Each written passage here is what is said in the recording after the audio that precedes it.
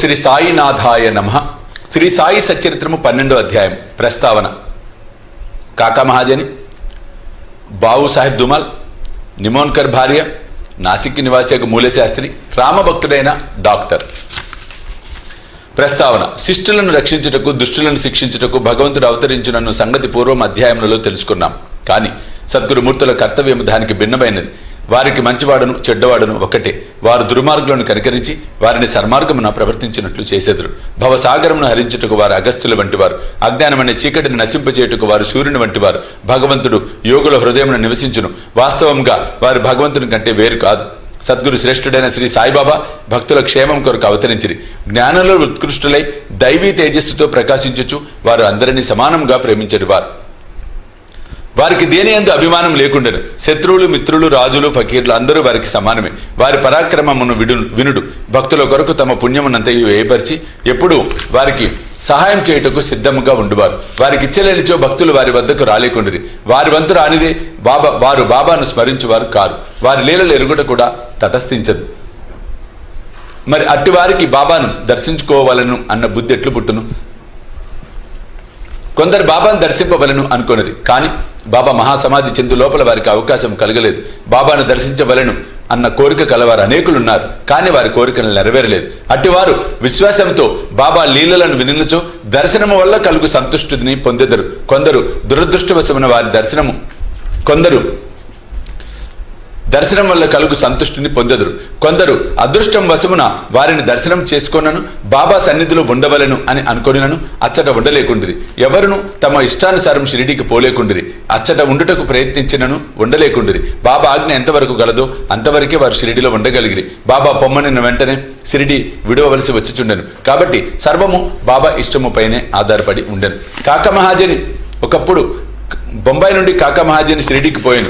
అచ్చట ఒక వారం రోజులు ఉండి గోకులాష్టమి ఉత్సవం చూడవలని అనుకోను. బాబాను దర్శించిన వెంటనే అతనితో బాబా ఇట్లనిది, ఎప్పుడు తిరిగి ఇంటికి పోయేదవు? ఈ ప్రశ్న విని మహాజని ఆశ్చర్యపడింది. కానీ ఏదో జవాబు ఇవ్వవలేను కదా.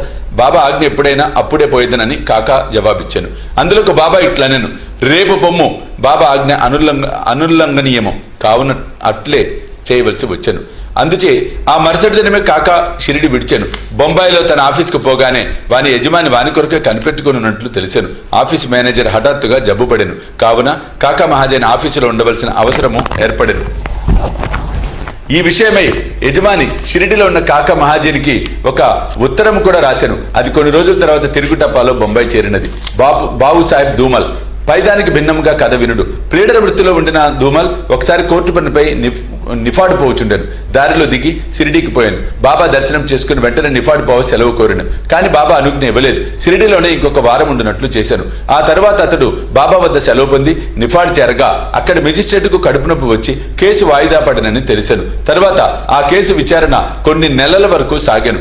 4 మెజిస్ట్రేట్లు దానిని విచారించిరి. తుట్టతుదకు దుమాల్ దానిని గెలిచాను. అతని కక్షిదారు విడుదలయ్యాను. నిమోన్కర్ భార్య. నిమోన్ గ్రామ వతనుదారుడు. గౌరవ మెజిస్ట్రేటకు నానాసాహెబ్ నిమోన్కర్ తన భార్యతో షిరిడీలో కొంతకాలం ఉండెను. ఆ దంపతులు తమ సమయమంతా మసీదులోనే గడుపుచు బాబా సేవ చేయుచుండిరి. బేలాపూర్లో ఉన్న వారి కుమారుడు జబ్బు పడినట్లు కబురు వచ్చెను. బేలాపూర్ పోయి తన కుమారుణ్ణి అక్కడున్న తమ బంధువులను చూచి అక్కడ కొన్ని దినములు ఉండవలను అని ఆ తల్లి అనుకోలేను. కానీ బేలాపూర్ పోయి ఆ మరుసటి దినమే షిరిడీకి రావాలని భర్త చెప్పాను. ఆమె సందిగ్ధంలో పడెను. ఏమి చేయుటకు తోచలేదు. ఆమె దైవమైన శ్రీ సాయినాథుడే ఆమెనప్పుడు ఆదుకొనెను. బేలాపూర్కు పోవుటకు ముందు ఆమె బాబా దర్శనంకే వెళ్ళాను. అప్పుడు బాబా సాటేవాడ మందిర ఉన్న నానాసాహెబ్ మొదలగు వారితో ఉండెను. బాబా ఆమె వద్దకు పోయి సాష్టాంగ నమస్కారం చేసి బేలాపూర్ పోవుటకు అనుమతినిమ్మని కోరాను. అప్పుడు బాబా ఆమెతో ఇట్లనెను, వెళ్ళుము, ఆలస్యము చేయవద్దు. హాయిగా బేలాపూర్లో 4 రోజులు ఉండిరా. నీ బంధువులందరినీ చూచి నింపాదిగా షిరిడీకి రా. బాబా మాటలు ఎంత సమయానుకూలముగా ఉండెనో గమనించుడు. నిమోన్కర్ ఆదేశమును బాబా రద్దు చేశాను. నాసిక్ నివాసి మూలశాస్త్రి పూర్వాచార పరాయణుడైన బ్రాహ్మణుడు. నాసిక్ నివాసి. ఆయన షట్శాస్త్ర పారంగతుడు. జ్యోతిష్య సాముద్రిక శాస్త్రములలో దిట్ట. అతడు నాగపూర్కు చెందిన కోటీశ్వరుడు బాపుసాహెబ్ బూటిని కలుసుకున్నట్టుకు షిరిడి వచ్చాను.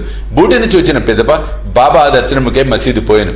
బాబా తన డబ్బుతో మామిడి పండ్లను కొన్ని పలహారపు వస్తువులను కొని మసీదులో ఉన్న వారందరికీ పంచిపెట్టుచుండెను. మామిడి పండును బాబా ఒక చిత్రమైన విధముగా అన్ని వైపులా నొక్కెడివారు, తినువారు. ఆ పండును నోటబెట్టగానే నొక్కెడివారు, తినువారు. ఆ పండును నోటబెట్టుకుని చప్పరించగానే రసమంతయు నోటిలోనికి పోయి తొక్క టెంకే మిగిలిడివి. అరటి పండ్ల నొలిచి గుజ్జును భక్తులకు పంచిపెట్టి తొక్కలు బాబా తమ వద్ద ఉంచుకునేవారు. మూలే శాస్త్రి సాముద్రికం తెలిసిన వాడ గుడిచి పరీక్షించుటకై బాబాను చేయి చాచుడని అడిగాను. బాబా దాన్ని అసలు పట్టించుకోక 4 అరటి పండ్లు అతని చేతిలో పెట్టిరి. తర్వాత అందరూ వాడ చేరిరి. మూలే శాస్త్రి స్నానం చేసి మడిబట్ట కట్టుకొని అగ్నిహోత్రం మొదలగున ఆచరించడం మొదలెడను. బాబా మామూలుగానే లెండి తోటకు బయలుదేరను. మార్గమధ్యమున బాబా హఠాత్తుగా ఎర్ర రంగు గేరు తయారుగా ఉంచుడు, ఈనాడు కాషాయ వస్త్రం ధరించదను అని అనెను. ఆ మాటలు ఎవరికీ బోధపడలేదు. కొంతసేపటికి బాబా లెండి తోట నుండి తిరిగి వచ్చాను. మధ్యాహ్న హారతి కొరకు సర్వము సిద్ధమయ్యాను. మధ్యాహ్న హారతికి తనతో వచ్చేదరా అని మూలే శాస్త్రి బూటీని అడిగాను. సాయంకాలము బాబా దర్శనం చేసుకున్నదనని శాస్త్రి బదులు చెప్పాను. అంతలో బాబా తన ఆసనంపై కూర్చుండెను. భక్తులు వారికి నమస్కరించిరి. హారతి ప్రారంభమైనను. బాబా నాసిక్ బ్రాహ్మణుని వద్ద నుంచి దక్షిణ తెమ్మనను. బూటి స్వయంగా దక్షిణ తెచ్చుటకై పోయెను. బాబా ఆజ్ఞ అతనికి చెప్పగానే అతడు ఆశ్చర్యపడెను. తనలో తానిట్లు అనుకోనెను, నేను అగ్నిహోత్రిని, బాబా గొప్ప మహాత్ముడే కావచ్చును, కానీ నేను ఆయన ఆశ్రితుడను కాను. వారికి నేనెందుకు దక్షిణ ఇవ్వవలేను? సాయిబాబా అంతటి మహాత్ముడు బూటి వంటి సంపన్నుని ద్వారా దక్షిణ అడుగుటచే అతను కాదనలేకపోయాను. తన అనుష్ఠానమును మధ్యలో ఆపి బూటితో మసీదుకు బయలుదేరను. మడితో ఉన్న తాను మసీదులో అడుగుపెట్టినా మైలపడిపోవుదని భావించి మసీదు బయట దూరముగా నిలబడి బాబాపై పువ్వులు విసిరెను. హఠాత్తుగా బాబా స్థానంలో గతించిన తమ గురువగు గోలపు స్వామి కూర్చొని ఉండెను. అతడు ఆశ్చర్యపోయాను. కళా నిజమాని సందేహపడెను. తనను తాను గిల్లుకొని చూసుకొనెను. తాను పూర్తి జాగృతావస్థలోనే ఉన్నాడు. భ్రాంతి ఎగుటకు వీలు లేదు. అయినచో ఏనాడు గతించిన తన గురువెట్లు వచ్చెను. అతనికి నోట మాట రాలేదు. తుదకు సందిగ్ధములన్నీ విడిచిపెట్టి మసీదులో ప్రవేశించి తన గురువు పాదములపై పడి లేచి చేతులు జోడించి నిలబడెను. తక్కిన వారందరూ బాబా హారతి పాడుచుండగా మూలే శాస్త్రి తన గురునామమును ఉచ్చరించుచుండెను. తాను అగ్ర కులమునకు చెందిన వాడని, పవిత్రుడని అభిజాత్యమును వదిలిపెట్టి తన గురుని పాదములపై పడి సాష్టాంగ నమస్కారం అనర్చి కళ్ళు మూసుకొనెను. లేచి కళ్ళు తెరిచి చూసేసరికి వారిని దక్షిణ అడుగుచూ సాయిబాబా కనిపించెను.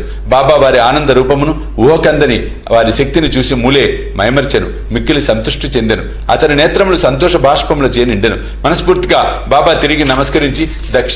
బాబాకు నమస్కరించి దక్షిణ వసంగాను.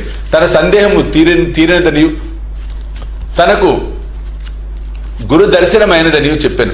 బాబా యొక్క ఆశ్చర్యకరమైన లీలలను కాంచిన వారందరూ ఆశ్చర్య పొందిరి. గేరు తండు కాషాయ వస్త్రములు ధరించెదను అని అంతకుముందు బాబా పలికిన మాటలకు అర్థము అప్పుడు వారు గ్రహించిరి. సాయి యొక్క లీలలు ఆశ్చర్యకరములు. రామభక్తుడైన డాక్టర్ ఒకనాడు మామలతుదారు తన స్నేహితులకు డాక్టర్తో కలిసి షిరిడి వచ్చెను. షిరిడి బయలుదేరుటకు ముందు తన మిత్రునితో ఆ డాక్టర్ తన ఆరాధ్య దైవము శ్రీరాముడనియు తాను షిరిడికి పోయి ఒక మహమ్మదీయుని నమస్కరించటలేదని చెప్పాను. అక్కడ షిరిడిలో బాబాకు నమస్కరించమని ఎవరు బలవంత పెట్టరని, కలిసి సరదాగా గడుపుటకు తనతో రావాలనని మామలతుదారు కోరాను. దానికి డాక్టర్ సమ్మతించాను. షిరిడి చేరి బాబాను చూచుటకు వారు మసీదుకు పోయిరి. అందరికంటే ముందు డాక్టర్ బాబాకు నమస్కరించుట చూచి అందరూ ఆశ్చర్యపడిరి. తన మనోనిశ్చయమును మార్చుకొని ఒక మహమ్మదీయునికి ఎట్లు నమస్కరించుతవని అందరూ అడిగిరి. తన ఇష్టదైవముకు శ్రీరాముడు ఆ గద్దెపైన కూర్చొని తనకు కాన్పించుడిచే వారి పాదములపై పడి సాష్టాంగ నమస్కారం అనర్చితనని డాక్టర్ బదులిడెను. అతడట్లని తిరిగి చూడగా అక్కడ సాయిబాబానే కనిపించెను. ఏమీ తోచక అతడు ఇది స్వప్నమా ఏమి, వారు మహమ్మదీయుడగుట ఎట్లు, వారు గొప్ప యోగి సంపన్నులైన అవతార పురుషులు అని చెప్పాను. ఆ మరుసటి దినమే డాక్టర్ ఏదో దీక్ష వహించి ఉపవాసం ఉండెను. బాబా తనను అనుగ్రహించే వరకు మసీదుకు పోనని నిశ్చయంతో మసీదుకు వెళ్ళటం మానేను. ఇట్లు 3 రోజులు గడిచాను.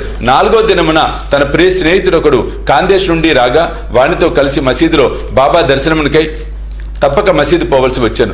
బాబాకు నమస్కరించగానే బాబా అతనితో ఎవరైనా వచ్చి నిన్నిక్కడ రమ్మని పిలిచిరా ఏమి, ఇట్లు వచ్చితివి అని ప్రశ్నించాను. ఆ ప్రశ్న డాక్టర్ మనసును కదిలించాను.